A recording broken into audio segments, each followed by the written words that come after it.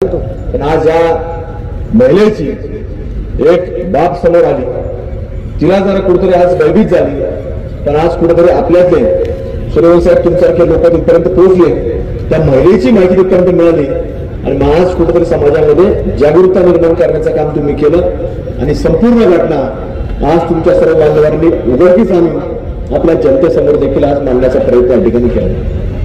पेपरला ती घटना छापून येतील की अशी घटना घडली, असा महिलेवरती अत्याचार झाला, त्या महिलेने फिर्याद दाखल केली।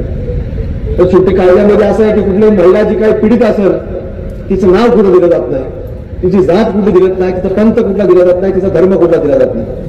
पण आज या घटनांच्या बाबतीत जर तुम्ही माहितीच्या अधिकाऱ्यांमध्ये जर माहिती मागवली तर याच्यामध्ये 100 केसेसचं उदाहरण घेतलं तर 100 पैकी 100 केसेस तुम्हाला सांगतो पीडित महिला या फक्त हिंदूच तुम्हाला आढळणार आहे। आणि 100 केसेस मधले आरोपी जर तुम्ही पाहिले तर 100 मधले 100 आरोपी हे तुम्हाला जिहादीच आढळणार आहेत, दुसरा कुणीच माणूस तुम्हाला आढळू शकत नाही। आज हे कुठपर्यंत आपण सहन करायचं, कुठपर्यंत समाजामध्ये जागरूकता करायची हा देखील प्रश्न हा समाजामधल्या हिंदू संघटनांसमोर देखील निर्माण झाला की किती जागरूकता आणायची, किती विचार खालपर्यंत पोहोचवायचा की अशा लोकांचे सन्मान ठेवू नका, अशा लोकांची कुठेतरी आपण नाम राहिला पाहिजे।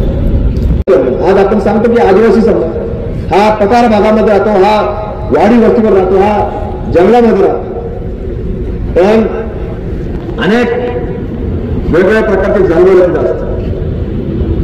जसं तुम्ही सांगितलं बरोबर, कुठली माशी असं तुझं वाघ राहतो, कुठं जातो काय सगळं माहिती, आपण त्यांना चिडत नाही।